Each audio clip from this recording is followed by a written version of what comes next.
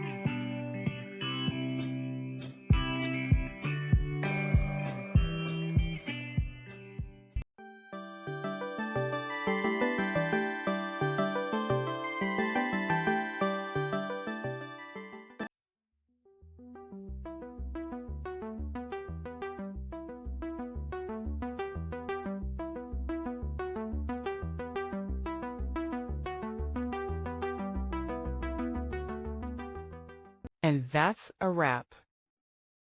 I hope you found the answer you were looking for. If you did, take a second to hit that subscribe button. It really helps out. And let me know in the comments which solution worked best for you. See you next time in the debug zone.